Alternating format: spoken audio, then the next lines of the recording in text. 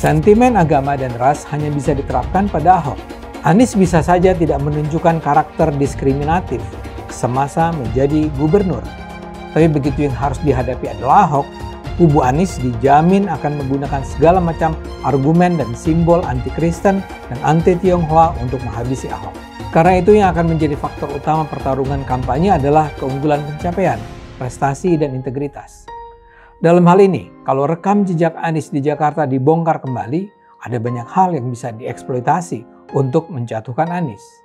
Dari soal anggaran lem Aibon yang 82 miliar rupiah, sampai Formula E yang menghabiskan triliunan rupiah uang rakyat. Pak, saya mau nanya, Bapak semasa jabatan dulu pernah, ini ada keluar konteks dikit ya, pernah ada yang mau coba-coba sombong? Oh banyak. Banyak? Waktu bupati yang lucu. Udah, banyak. Angka tertinggi berapa, Pak? Pernah? Bocoran. Ada yang pernah nawarin 30M. Ada yang nawarin bikin kebun kelapa sawit. Berapa tuh kira-kira? Jadi, lu hitung aja. Kalau kita kasih izin sawit, bisa 20.000 hektar. Saya dapat 2.000 hektar udah tertanam. Berapa itu? Kalau hasilnya 1 juta sehektar, ya 2 miliar. Kalau sekarang mau tanam kebun sawit, anggaplah 50 juta gitu ya. Nggak dapat nih, anggap 100 juta gampang hitungnya lah.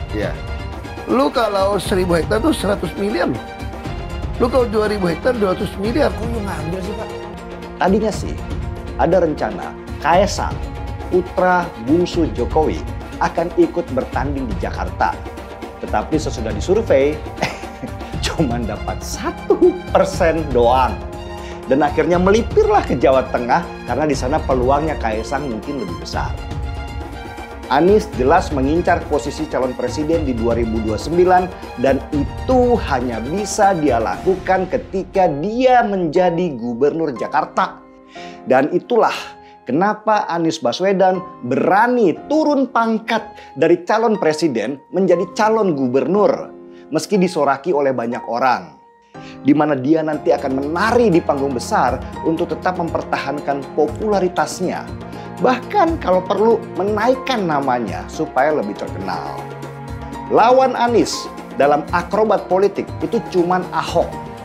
Dua mantan lawan di Pilgub DKI 2017 ini tetap menjadi magnet yang kuat di dalam survei siapa yang layak untuk memimpin Jakarta.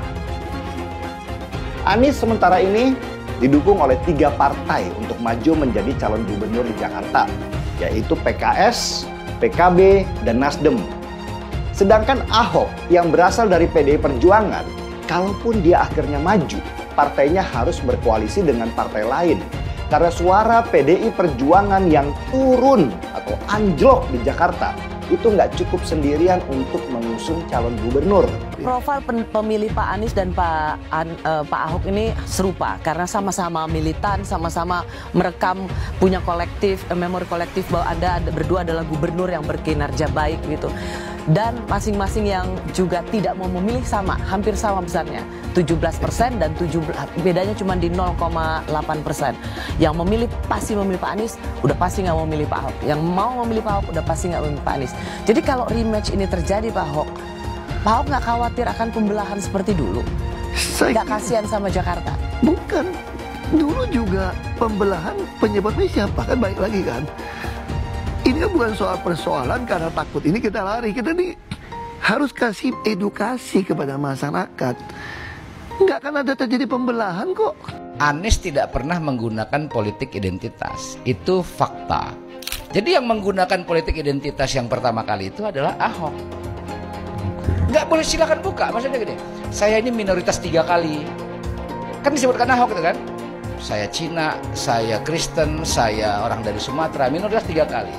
Jadi yang mengangkat isu-isu identitas ini justru Ahok. Jadi sebenarnya yang harus kita teliti kalau secara faktual, kenapa Ahok mengangkat isu politik identitas? Dia ingin mengkapitalisasi keminoritasan itu supaya memunculkan sentimentasi positif terhadap dirinya. Dan dia playing victim terus. Yang nggak bisa dia kontrol kata-katanya, yang membuat dia terpleset dalam permainan itu. Dan itu terbukti, dia selalu mengglorifikasi, mendengungkan bahwa dia minoritas. Itu selalu ada itu. Yang itu sebenarnya nggak ada. politik identitas itu sudah ada sebelum Anies ikut kontestasi jadi calon gubernur. Waktu Anies masih menteri sudah ada itu, saya Muslim saya pilih Ahok gitu, sudah ada. Ini politik identitas. Kok Ahok tidak melihat istana berupaya menjegal pencalonan Anies Baswedan? Itu ya saya kira nggak perlu jegal lah. Pak Jokowi kan juga pakai hitungan, dia pakai survei semua. kalau poin keduanya berupaya menaikkan Kaisang Pangarep? Saya kira kalau survei di Kaisang lebih bagus di Jawa Tengah, isu terbaru dia taruh di Jawa Tengah. Orang politik kan ngitung ya mereka ya. Kan Pak Jokowi kan ngitung survei gitu. Saya kira jadi wajar kalau bukan kemudian wajar, saya kira belum tentu tuduhan seperti itulah gitu loh. Kenapa? Karena pilkada ini langsung dan serentak. Ya. Tidak mudah lagi mengirim orang kayak zaman saya tuh ada tamasya ini datang dari luar. Beda. Ini serentak. Poin bahwa putra bungsunya juga akan maju, apakah dimajukan atau maju ke dalam kontestasi? Tahu ya. Saya kira menurut Anda itu masing-masing keluarga punya persepsi, punya berpikir yang berbeda, ya kan? Anda memaklumi itu, Pak? Ya secara teman ya saya, secara manusia ya bisa saja kan, secara manusiawi ya. Itu kan the human nature. Biarlah Jakarta berantakan, yang penting saya tidak masuk neraka. Teman saya bicara begini dalam konteks kemungkinan Anies Baswedan maju kembali menjadi calon gubernur. Kalau Anies maju, dia akan menang. Dengan syarat, kubu Anies kembali gunakan politik identitas. Mereka tahu dan sadar akan keunggulan Ahok. Tapi mereka kepalang terpapar dengan ceramah-ceramah para pemuka agama mereka yang bilang haram bagi umat Islam memilih Ahok. Mereka percaya bahwa sesuai arahan para ustaz, mereka tidak boleh memilih Ahok atas dasar alasan agama. Tapi yang jelas dalam Al-Quran memang ada larangan itu. Dan para ustadz itu menganggap ya karena sudah tercantum dalam Al-Quran wajib dilakukan. Seperti dalam kasus Anies dan Ahok tadi, walaupun fatwa itu tidak rasional tetap saja dipercaya. Mereka akan menutup mata dan telinga terhadap rangkaian kesalahan, kelemahan, kelicikan Anies. Tidak ada cerita Ahok dengan Anies. Ketika saya kalah, saya langsung kasih Anies ucapan segala macam. Tapi yang tidak bisa saya terima, ketika Anda menang, Anda pidato memecah belah bangsa. Bahwa Jakarta udah kembali ke pangkuan pribumi yang dijajah selama ini. Itu teksnya di mana-mana. Itu sangat memecah belah bangsa.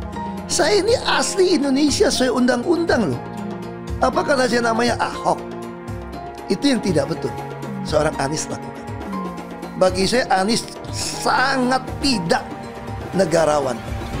Anda udah menang, yes okay gitu loh. Saya juga tidak bawa ke MA, nggak bawa ke MK. Waktu Anda ulang tahun DKI saya juga datang. Tapi kenapa Anda mesti pidato seperti itu? Itu Muhaimin Iskandar pasti akan menjadi tersangka. Apakah kasus korupsinya ada indikasinya kuat? Laporan BPK. Laporan BPK itu menyimpulkan Formula E tidak boleh dibiayai oleh APBN maupun APBD. Firm itu ya? Firm, karena menurut undang-undang yang boleh dibiayai oleh APBN, APBD itu undang-undang olahraga tertentu yang disukai rakyat secara masif. Nah, lalu disebut yang masif itu apa? Sepak bola, voli, bulu tangkis, sirkuit itu tidak ada. Nah, lalu BPK minta ini supaya didalami, ada indikasi tidak benar. Nah, setiap ini mau didalami, ribut. Katanya mau menjegal Anies gitu. Sehingga sekarang ya kalau pertimbangan politisnya begitu, saya bilang silakan aja KPK. Tapi kalau Anda tanya ke saya, bukan bahkan saya ya, KPK bukan ban. Kalau Anda tanya ke saya, Anda pedulikan itu tegakkan. Yang tersangka setelah Pilpres ini namanya Anies Baswedan. Ketika ada pelanggaran etika dan Bapak tetap jalan terus dengan cawapres yang melanggar etika, artinya ada kompromi atas standar etika. Standar etika ini fakta. Ini fakta. Dan kemudian dalam pidato Bapak mengolok-olok tentang pentingnya etika. Saya tidak tega untuk mengulanginya. Pertanyaannya, apa penjelasan Pak Prabowo soal itu semua? Saya menilai, maaf ya, karena Anda desak saya terus saja saya menilai Anda tidak pantas bicara soal etik. Itu saja. Saya merasa bahwa Anda itu posturing, ya. Anda tuh menyesatkan. Itu aja, ya. Saya boleh berpendapat kan? Saya menilai Anda tidak berhak bicara soal etik karena Anda memberi contoh yang tidak baik soal etik. Terima kasih. Pak Prabowo, itu sebelumnya Pak Prabowo sudah menyumbangkan 400 miliar untuk pencalonan Pak Anies sebagai gubernur. Nah itu kalau kita bicara etik, etik di mananya? Dan kalau Mbak bilang Pak Prabowo hanya mengejar kekuasaan, saya tanya, karena Pak Anies memangnya maju jadi capres itu mengejar apa? Saya tanya, apakah nggak mengejar kekuasaan sebagai calon presiden? Mas Anies, Mas Anies. Mas Anies, Mas Anies, masa sih angin kok sampai nggak punya KTP lo ya? Angin keluar, angin masuk, angin keluar, masuk angin, angin dodo ya, angin puting beliung, wes angin-anginan itu kok semua bisanya nggak punya KTP itu lo ya? Angin dari Jakarta ke Lampung ke Sumatera ke Jawa itu ya, kok bisanya liar begitu? Sama seperti air hujan ya, air hujan itu yang banjir itu bukan banjir ya, itu air parkir ya, air yang parkir Mas Anies, Mas Anies. Mau punya pemimpin yang seperti itu ya, mau punya pemimpin yang seperti itu, dikiranya rakyat ini bodoh semua kali ya. Air hujan jatuh ke bumi, nggak boleh masuk gorong-gorong. Yang banjir itu bukan banjir, itu parkir, Mas Anies, Mas Anies. Mas Anies pernah jadi gubernur 5 tahun di DKI. DKI menerima indeks polusi tertinggi di dunia. Bagaimana dengan anggaran 80T, Pak Anies sebagai gubernur tidak dapat berbuat sesuatu yang berarti untuk mengurangi polusi. Terima kasih. Polusi udara tak punya KTP, angin tak ada KTP-nya. Angin itu bergerak dari sana sini. Ketika polutan yang muncul dari pembangkit listrik tenaga uap mengalir ke Jakarta, maka Jakarta punya indikator, karena itu Jakarta mengatakan ada polusi udara. Ya susah kalau kita menyalahkan angin dari mana saja ya. Kalau kita dengan gampang menyalahkan angin, hujan dan sebagainya, ya mungkin tidak perlu ada pemerintahan kalau begitu ya. Apa yang bisa diharapkan dari Anies? Nggak ada. Jakarta amburadul, mimpin Jakarta aja amburadul, apalagi mimpin Indonesia. Anies itu perbual. Kayak mana apa karena perbual itu? Pembohong. Pembohong itu Anies itu. Gak usah dengar itu. Nggak layak jadi pemimpin. Apalagi jadi presiden. Di Jakarta aja kamu tengok itu amburadul. Di Jakarta tingkat kemiskinan tinggi. Pembangunan apa yang bisa dibangun Jakarta? Satu puskesmas pun bangunnya nggak ada. Masjid aja nggak ada dibangun. Mau ibadah. Di mana-mana kelebihan bayar. Apa yang bisa dibangun Anies? Satu aja nggak ada. Satu saja tunjukkan apa yang bikin Anies dibangun di Jakarta. Anies, siapa belakangnya? Oligarki, satu. HTI, FPI. Masa Indonesia bukan cari orang Yaman. Indonesia cari nyaman. Lawang jadi gubernur aja 5 tahun kamu nggak ngerti masalah Jakarta. Apa yang kamu lakukan dengan Jakarta? Nggak ada nih, nggak ada. Masalah Jakarta segitu banyak tak satu pun yang selesai. Yang ada malah kerusakan bertambah. Saya mensyukuri kenapa kalah, kenapa ditahan.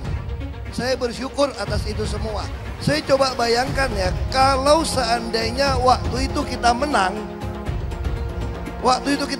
gitu ya, hari ini belum tentu kita bisa nikmati seperti ini. Kita bersyukur 5 tahun Tuhan izinkan kasih ke orang yang pintar ngomong untuk kerja.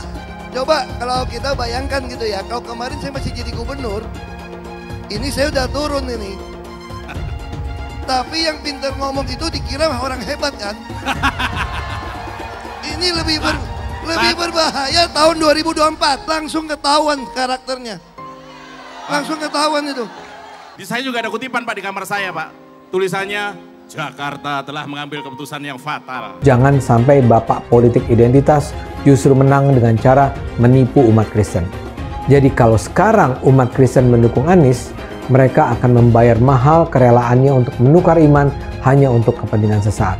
Kita tahu Anies lahir dari apa? Politik identitas. Yang dia dulu melabeli kafir semuanya kepada yang non-muslim. Saya mintalah kepada muslim yang waras dan kepada kelompok minoritas. Janganlah Anda memilih pemimpin yang berkarakter seperti Anies. Gen Z juga tahu kalau Anies adalah sosok yang didukung kelompok intoleran yang membuat Pilgub DKI 2017 menjadi sangat kotor. Politik identitas yang mengarah ke perpecahan seperti yang dikeluarkan pendukungnya Anies, yaitu Kadrun bin Kamret. Kafir lah, laknat lah, PKI lah, ya cuma itu doang kemampuannya. Itulah pendukung Anies. Jangan pernah takut melawan kadrun yang cuma pengen Indonesia hancur. Bapak politik identitas Indonesia Anies Baswedan, Bapak intoleransi Indonesia Anies Baswedan, jangan lupakan, jangan terlena, jangan sampai dia pecahkan kita dengan dagangan ayat dan mayatnya. Air itu turun dari langit, turunnya ke atap rumah langsung sumur bor, bukan ke sungai dan ke laut. PKI yang kita harapkan, Anies Baswedan yang begitu jelas Islamnya, 4 tahun 8 bulan jadi gubernur, mana peraturan pergub saja yang melarang miras? Mana perda Islam apalagi yang akhirnya tidak berani juga menegakkan tugas. Banjir tetap banjir, macet tetap macet, kriminalitas Jakarta. Anda tahu 2 menit sekali terjadi pencurian. Sekarang orang sedang euforia, dia mau dicapreskan.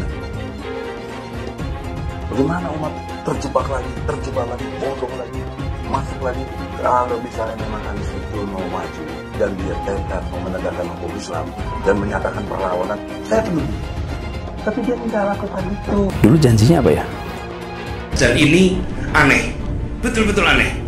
Ini bukan kampanye, tapi saya sampaikan sini. Di satu sisi menyiapkan jalur-jalur air untuk dikirim ke laut, di sisi lain di lautnya dipasang dengan pulau reklamasi. Tinggal tunggu waktu jadi rob, air balik. Dan ini melawan sunatullah. Kenapa? Air itu turun dari langit ke bumi, bukan ke laut. Harusnya dimasukkan ke dalam bumi, masukkan tanah. Di seluruh dunia air jatuh itu dimasukkan ke tanah, bukan dialirkan pakai gorong-gorong raksasa ke laut. Jakarta telah mengambil keputusan yang fatal. Bukan banjir, itu memang parkir air. Bukan banjir, itu memang parkir air. Masyarakat berkeliling dengan membawa toa untuk memberitahu semuanya, termasuk sirine. Ibon 82 miliar. Apa alat transportasi yang dimiliki oleh hampir setiap orang? Alat transportasi yang dimiliki semua orang adalah kaki. Kalau seandainya orang Jakarta percaya Pak Anies jadi gubernur pun, saya berani jamin kok dia akan lakukan normalisasi yang sama seperti saya lakukan kok. Nggak usah bohong lah. Ketika air sampai di muara, maka siap untuk dipompa ke laut. Pancasila Soekarno, ketuhanan ada di pantai. Anak Tuhan dari mana? Kalau Yesus anak Tuhan, bidangnya siapa? Besok di seluruh wilayah Indonesia kami katakan damai. Iblis hanya menggoda orang yang beriman. Makanya jarang-jarang orang kafir kerasukan setan. Yang kerasukan setan itu orang baik-baik.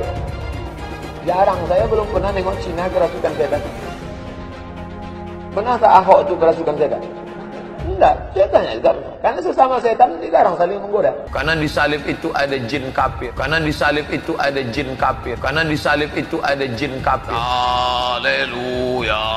Kepalanya ke kiri apa ke kanan?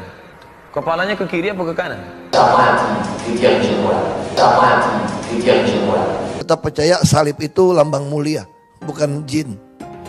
Kok ketawa? Aku nggak nyindir siapa-siapa loh. Saya nggak pernah mundur untuk kebenaran, keadilan, kejujuran dan peri kemanusiaan. Gue nggak pernah mundur. Dan gue nggak pernah takut juga sama lu. Siapapun yang rasis, gue akan hadapin. Karena rasis itu tidak berperi kemanusiaan. Sama saya ditanya dulu kan, kamu nyesel nggak statement kamu di Pulau Seribu sehingga masih masuk penjara? Tidak pernah nyesel, karena saya mengatakan kebenaran. Hai teman-teman, tahun ini adalah tahun yang bagus untuk trading di market kripto, terutama Bitcoin dan kripto lainnya. Teman-teman bisa gunakan kesempatan ini untuk mencari cuan dengan trading di market kripto. Untuk trading, teman-teman cukup registrasi dengan menggunakan link di kolom deskripsi, lalu deposit Tentukan apa yang ingin kalian tradingkan, lalu tekan tombol buy. Sesimpel itu. Untuk minimal deposit, cuman Rp400.000 saja. Kita tidak dikenakan fee sama sekali.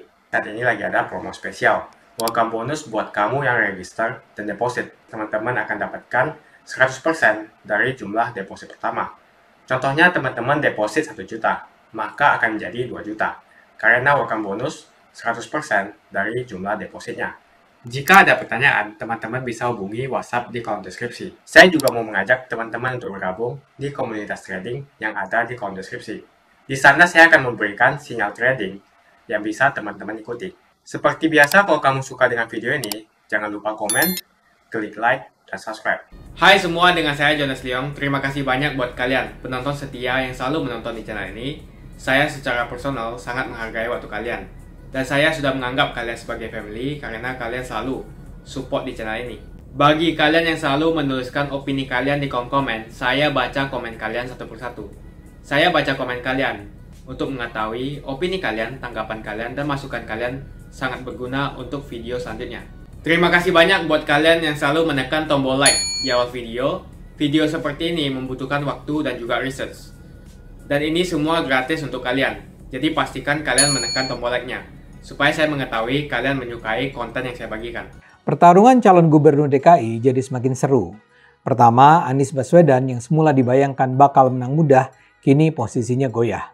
Bahkan ada kemungkinan Anies nggak jadi maju.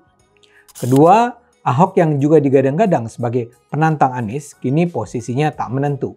Menurut saya, kalau jadi maju, Ahok memang tak akan menang. Karena itu yang lebih logis adalah dia menjadi calon wakil gubernur lagi. Ketiga, Ridwan Kamil yang semula akan berfokus pada Pilgub Jawa Barat, kini hampir pasti akan bertarung di Jakarta. Menurut survei-survei yang bisa dipercaya, peluang RK di Jawa Barat sangat besar. Bahkan bisa dibilang dia hampir pasti menang di sana. Kerja yang harus dilakukan Jawa Barat untuk menang bukanlah effort yang ekstra luar biasa. Dia cukup kampanye sajalah dengan rajin selama 3-4 bulan terakhir ini, dia hampir pasti menang. Karena itulah banyak pihak skeptis RK akan pindah lokasi pertarungan. Koalisi Indonesia Maju atau KIM nampaknya sudah bersepakat bahwa RK akan maju sebagai calon gubernur di Jakarta. Sementara di Jawa Barat yang akan jadi calon gubernur adalah Deddy Mulyadi yang adalah kader Gerindra dan pernah menduduki posisi Bupati Purwakarta 2 periode. Kesediaan RK untuk maju di Jakarta menurut saya luar biasa. Keputusan ini menunjukkan RK memang petarung yang mengagumkan. Anies bisa saja tidak menunjukkan karakter diskriminatif semasa menjadi gubernur. Tapi begitu yang harus dihadapi adalah Ahok, kubu Anies dijamin akan menggunakan segala macam argumen dan simbol anti-Kristen dan anti-Tionghoa untuk menghabisi Ahok. Dan jangan pernah terlalu optimis menganggap warga Jakarta adalah kaum rasional yang tidak akan bisa dipengaruhi politik identitas. Survei Kompas misalnya menunjukkan sekitar 75% warga di DKI akan memilih calon kepala daerah yang seagama pada Pilkada 2024. Jadi kalau lawan Anies adalah Ahok, ya Anies hampir pasti menang. Karena itu majunya RK di Jakarta merupakan move politik yang sangat menarik. Dari hasil survei Litbang Kompas, suara RK di Jawa Barat sudah mencapai 36,6%. Sementara survei indikator di Jakarta menunjukkan suara RK di Jakarta hanya 13,1%, sementara Anies 39,7% dan Ahok 23,8%. Jadi kalau sekarang Ridwan bersedia untuk berlaga di Jakarta, artinya dia siap menanggung risiko. Kalau sampai kalah, dia akan kehilangan baik Jakarta maupun Jawa Barat. Bila Kim memajukan RK, artinya Kim akan memobilisasi semua infrastruktur kampanye politik partai-partai tersebut untuk memenangkan RK. Untungnya, bila yang harus dihadapi Anies adalah RK, kubu Anies tidak akan mungkin menggunakan politik identitas. Sentimen agama dan ras hanya bisa diterapkan pada Ahok. Menghadapi RK, itu sama sekali nggak bunyi. RK kan juga dikenal sebagai Muslim yang soleh. Jadi, Islam versus Islam. Usia Anies 55 tahun, RK 52 tahun. Sama-sama mantan gubernur. Secara fisik sama-sama keren, sama-sama pintar berkomunikasi. RK pasti maju berdasarkan permintaan atau perintah Kim. Dan pasti permintaan itu dilakukan dengan perhitungan untung rugi yang seksama. RK hanya bisa melawan Anies kalau RK didukung secara total oleh Kim. Ingat ya, Kim adalah koalisi yang sedang memegang pemerintahan pusat. Koalisinya terdiri dari Gerindra, Golkar, Demokrat, PAN sebagai fraksi-fraksi yang ada di DPR serta PPP, PSI, Garuda, dan PBB yang di luar DPR. Karena itu dia saya rasa adalah petarung berkualitas premium. Di Jakarta kan Anies seperti calon juara yang tak tertahankan. Sebagian orang menganggap satu-satunya cagup yang mungkin bisa menghambat Anies adalah Ahok. Tapi saya percaya, Ahok bukanlah lawan seimbang bagi Anies. Ahok hampir pasti kalah karena faktor agama dan ras. Di sisi lain, Kim bahkan bisa menarik minat partai-partai di luar Kim untuk mendukung RK. Sekarang saja kita sudah mendengar bahwa Nasdem dan PKB mungkin sekali mengkaji ulang dukungan mereka kepada Anies. Dan itu bisa terjadi kalau menurut perhitungan mereka, keuntungan mendukung RK adalah lebih besar daripada mendukung Anies. Bila mereka mendukung Anies dan Anies menang, mereka akan menjadi bagian dari pemerintahan DKI selama 5 tahun ke depan. Tapi tidak dapat apa-apa dari Kim. Sebaliknya, kalau mereka mendukung RK, mereka mungkin memperoleh tawaran untuk menempati minimal 1 kursi dalam kabinet pemerintahan Prabowo, serta mungkin sekali posisi-posisi lain dalam pemerintah. Karena itu yang akan menjadi faktor utama pertarungan kampanye adalah keunggulan pencapaian, prestasi, dan integritas. Dalam hal ini, kalau rekam jejak Anies di Jakarta dibongkar kembali, ada banyak hal yang bisa dieksploitasi untuk menjatuhkan Anies. Dari soal anggaran lem Aibon yang 82 miliar rupiah sampai Formula E yang menghabiskan triliunan rupiah uang rakyat. Dalam konteks ini, sebuah kampanye yang terencana baik akan bisa memenangkan RK yang reputasinya selama ini cukup terjaga. Minimal kursi yang diperlukan adalah 22 kursi. PKS cuma punya 18 kursi, jadi kurang 4 kursi. Artinya kalau tidak ada partai lain yang bersekutu dengan PKS, Anies batal maju.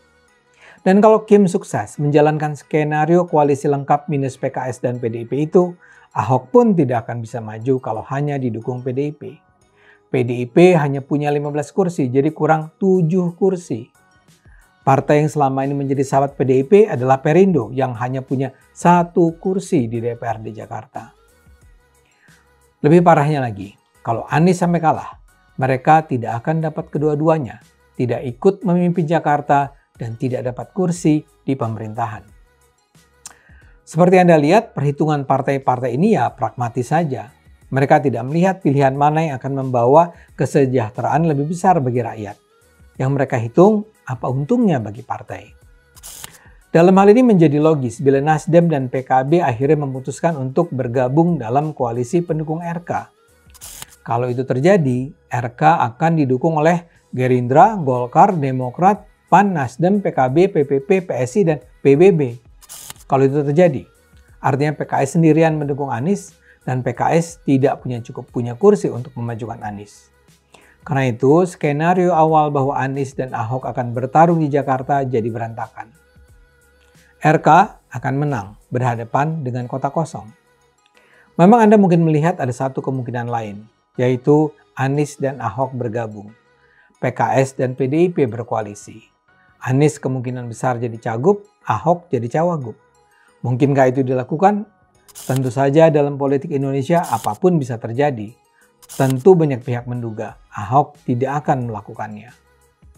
Dan bahkan kalaulah bukan Ahok yang diajukan, PDIP mungkin akan mengajukan nama kader lain seperti Pramono Anung atau Jarod Saiful Hidayat. Agustus ini keputusan harus diambil. Kita tunggu saja mana yang akhirnya bertarung di Jakarta. Kalau Ahok bersedia menjadi pendamping Anies, itu dianggap sebagai sebuah keputusan yang mengkhianati prinsip-prinsip dasar hidupnya sebagai pemeluk Kristen taat. Tapi menurut saya, Ahok mungkin sekali bersedia menjadi pendamping Anies karena Ahok sudah banyak berubah. Ahok mungkin sekali melakukannya karena perintah ibu yang sangat dia patuhi, Ibu Megawati. Dan Mega rasanya bersedia mendukung Anies, baik karena alasan pragmatis nasib PDIP, tapi juga karena oposisinya terhadap Prabowo Jokowi. Kemungkinan satu-satunya yang menggunakan politik identitas adalah hanya Anies Baswedan. Pertanyaan itu lantas saja menimbulkan amarah di kubu Anies, salah satunya dari kelompok khilafah. Orang kepercayaan Anies menyatakan politik identitas adalah framing yang selalu dibangun untuk menyudutkan, padahal selama kepemimpinan Anies Baswedan sebagai gubernur tidak sekalipun Anies membeda-bedakan warga berdasarkan agama dan ras. Buat saya, apakah benar menyebut politik identitas itu adalah sekedar framing untuk menyudutkan Anies? Saya akan membantah pernyataan itu. Kubu Anies terus berusaha mengaburkan makna politik identitas. Mereka berulang kali bilang bahwa identitas adalah hal yang alamiah dalam kehidupan manusia.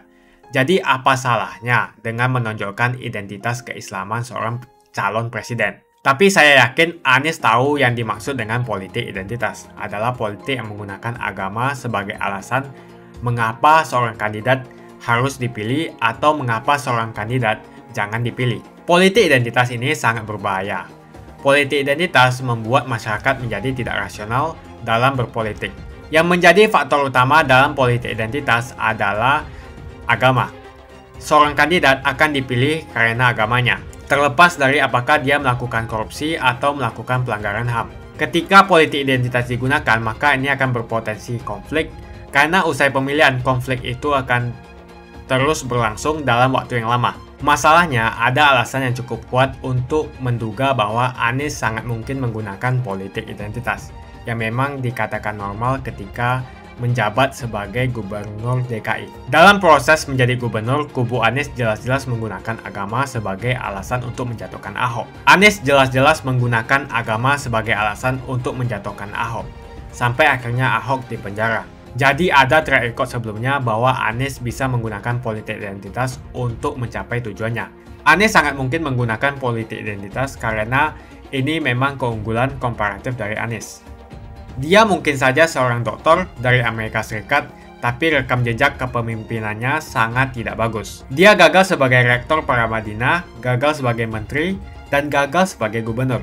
Jadi agama digunakan untuk membangun dukungan terhadap Anies. Itu saja opini saya. Pastikan Anda menekan like di video ini dan bagikan video ini ke teman dan family Anda supaya mereka mengetahui informasi ini. Jangan lupa tekan tombol subscribe dan bunyikan tombol loncengnya supaya kamu tidak ketinggalan info dari channel Jonas Leong. Dan saya akan jumpa kalian di video selanjutnya.